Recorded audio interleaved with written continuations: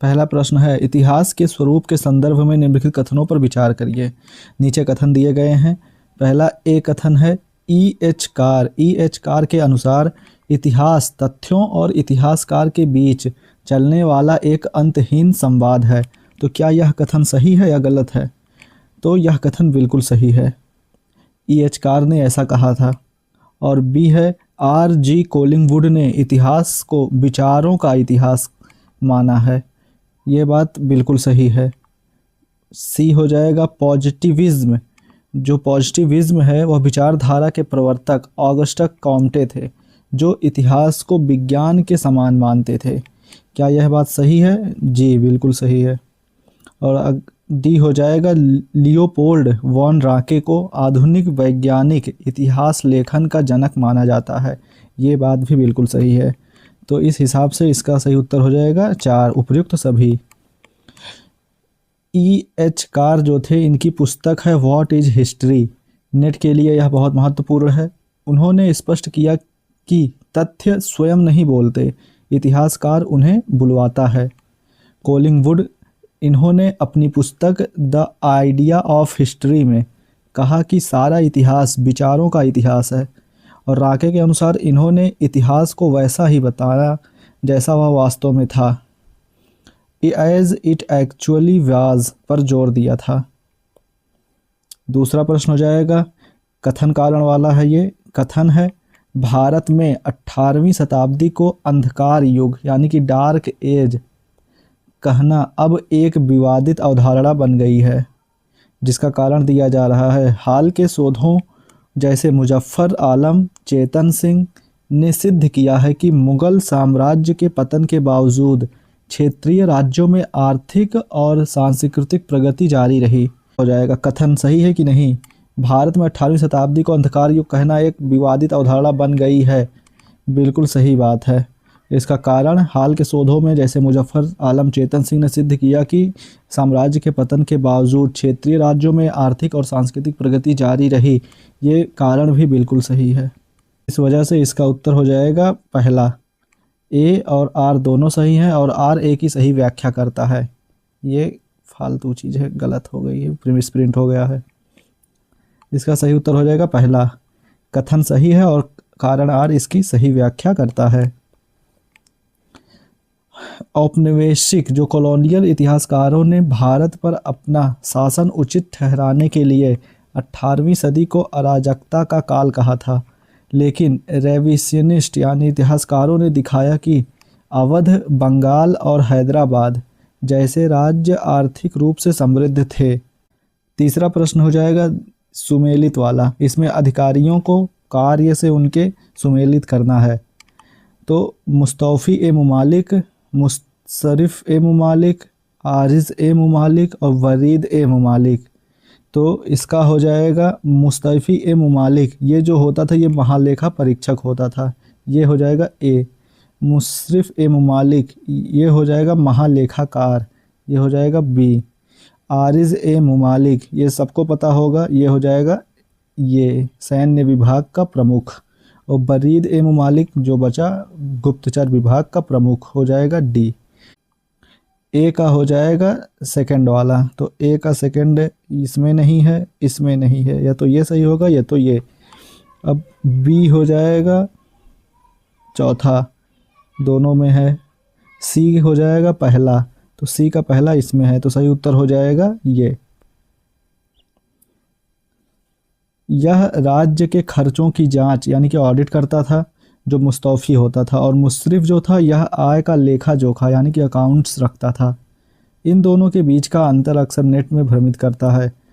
आरिज जो था वह बलबन द्वारा स्थापित दीवान ए आरिज का प्रमुख था। चौथा प्रश्न हो जाएगा चौथी बौद्ध संगीत के बारे में क्या सत्य है? ए, यह कनिष्क के शासनकाल में कुंडलवन यानी कि कश्मीर में हुई थी चौथी बौद्ध संगीत। यह कथन बिल्कुल सही है। बी, इसकी अध्यक्षता वसुमित्र ने की थी और अश्वघोष उपाध्यक्ष थे। बिल्कुल सही बात है, इसकी अध्यक्षता वसुमित्र ने की थी। इसी संगीत में बौद्ध धर्म जो था हीनयान और महायान में विभाजित हुआ था। बिल्कुल सही। विभाषा शास्त्र नामक टीका इसी संगीत में लिखी गई। ये बात भी बिल्कुल सही है। इसका सही उत्तर हो जाएगा चारों सही मतलब उपर्युक्त सभी।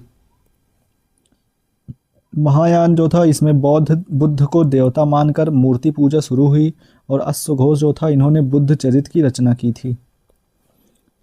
पांचवा प्रश्न हो जाएगा निम्नलिखित घटनाओं को कालानुक्रमिक यानी कि क्रोनोलॉजिकल क्रम में व्यवस्थित करना है। काकोरी ट्रेन डकैती ये इसका समय कब था, कब हुआ था? 1925 में। जलियांवाला बाग ये हुआ था 1919 में। चटगांव शस्त्रागार छापा ये 1930 में। और सैंडर्स की हत्या जो हुई थी वो हुई थी 1928 में। तो सबसे पहले जो हुआ था वो 1919, ये हुआ था 2 जलियांवाला बाग हत्याकांड। तो 2 हो जाएगा, ये दोनों ऑप्शन नहीं होंगे। अब फिर दूसरा हो जाएगा 1925, ये था काकोरी ट्रेन डकैती पहला। तो दूसरे के बाद पहला इसमें है तो ये ऑप्शन सही हो जाएगा। जलियांवाला बाग जो था 13 अप्रैल 1919 को, काकोरी कांड 9 अगस्त 1925 को, सैंडर्स हत्या 17 दिसंबर 1928 को और चटगांव छापा जो था 18 अप्रैल 1930 को हुआ था। छठा प्रश्न हो जाएगा विजयनगर साम्राज्य के शासक कृष्णदेव राय द्वारा रचित अमुक्त माल्यद के विषय में क्या सही है? ए, यह संस्कृत भाषा में लिखा गया एक नाटक है। यह तेलुगु भाषा का महाकाव्य है जो राजनीतिक विचारों पर प्रकाश डालता है। सी, इसमें केवल कृष्ण की लीलाओं का वर्णन है। या फिर डी, इसमें विजयनगर के नौसेना प्रशासन का विवरण है। तो इसका सही उत्तर हो जाएगा बी, यह तेलुगु भाषा का महाकाव्य है। इन्हें आंध्र भोज कहा जाता है। इन्होंने संस्कृत में जामवती कल्याणम और तेलुगु में अमुक्त माल्यद लिखी। अमुक्त माल्यद में राजा के कर्तव्यों का विस्तृत वर्णन है। सातवां प्रश्न हो जाएगा किस इतिहासकार ने अर्ली मेडिवल इंडिया यानी कि पूर्व मध्यकाल को भारतीय सामंतवाद के रूप में परिभाषित किया है? इरफान हबीब, आर.एस. शर्मा, सतीश चंद्र या रोमिला थापर? इसका सही उत्तर हो जाएगा बी, आर.एस. शर्मा ने। आर.एस. शर्मा, इनकी प्रसिद्ध पुस्तक थी इंडियन फ्यूडलिज्म। इन्होंने तर्क दिया कि भूमि अनुदानों के कारण सत्ता का विकेंद्रीकरण हुआ जिसने सामंतवाद को जन्म दिया।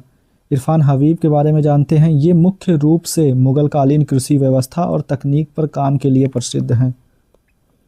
आठवां प्रश्न हो जाएगा महालवारी व्यवस्था जो थी इसके संदर्भ में कौन सा कथन गलत है उसकी पहचान करें। कौन सा कथन गलत है? इसे होल्ट मैकेंजी ने तैयार किया था। यह कथन सही है क्या गलत है? बिल्कुल सही बात है। यह उत्तर पश्चिम प्रांत पंजाब और मध्य भारत के कुछ हिस्सों में लागू थी। ये बात भी बिल्कुल सही है। इसमें राजस्व का समझौता पूरे गांव यानी कि महाल के साथ किया जाता था। बिल्कुल सही बात है। और डी हो जाएगा इसमें कर की दर स्थायी रूप से निश्चित कर दी गई थी। ये बात गलत है और ये गलत है इसीलिए ये सही होगा। दर स्थायी नहीं थी, इसमें कर की दर स्थायी रूप से निश्चित कर दी गई थी। ये बात बिल्कुल गलत है। और ये गलत क्यों है?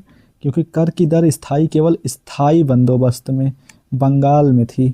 महालवारी और रयतवारी में समय समय पर 20 से 30 वर्षों के अंतराल में पुनरीक्षण हुआ करता था। 9वां प्रश्न हो जाएगा गुप्त काल में भुक्ति और विषय का सही अर्थ क्या था? पहला है भुक्ति जिला होता था और विषय प्रांत। बिल्कुल गलत। भुक्ति प्रांत होता था या विषय जिला? यही उत्तर सही हो जाएगा। भुक्ति जो होता था वो प्रांत होता था और विषय जिला होता था। भुक्ति गांव और विषय नगर नहीं होता था। भुक्ति केंद्र और विषय राज्य बिल्कुल नहीं। सही उत्तर हो जाएगा बी, भुक्ति को प्रांत और विषय को जिला कहते थे। इसका प्रशासनिक पदानुक्रम है देश, सबसे ऊपर देश हो जाता है, फिर प्रांत आता है, भुक्ति, फिर विषय आता है, फिर वीथी, फिर उसके नीचे सबसे नीचे ग्राम। सबसे नीचे ग्राम होता था, सबसे ऊपर देश या राष्ट्र होता था। 10वां प्रश्न हो जाएगा कथन कारण का। कथन है दादा भाई नौरोजी ने भारतीय राष्ट्रीय कांग्रेस के 1886 के अधिवेशन में गरीबी को मुख्य मुद्दा बनाया। बिल्कुल सही बात है, यह कथन सही है। इसका कारण देखते हैं। उन्होंने यह तर्क दिया कि भारत की गरीबी का मुख्य कारण ब्रिटिश शासन द्वारा किया जा रहा आर्थिक शोषण और धन का निष्कासन है। ये बात भी बिल्कुल सही है। अतः इसका कथन और कारण दोनों सही है और ये इसकी सही व्याख्या भी कर रहा है। तो ए और आर दोनों सही हैं और आर ए की सही व्याख्या है। बिल्कुल सही, पहला ऑप्शन सही हो जाएगा। दादा भाई नौरोजी पहले व्यक्ति थे जिन्होंने सांख्यिकीय आंकड़ों यानी कि स्टैटिस्टिकल डाटा के आधार पर सिद्ध किया कि भारत को जानबूझकर गरीब रखा जा रहा। इसी कारण कांग्रेस ने धीरे धीरे राजनीतिक सुधारों के साथ आर्थिक मांगों को भी प्रमुखता दी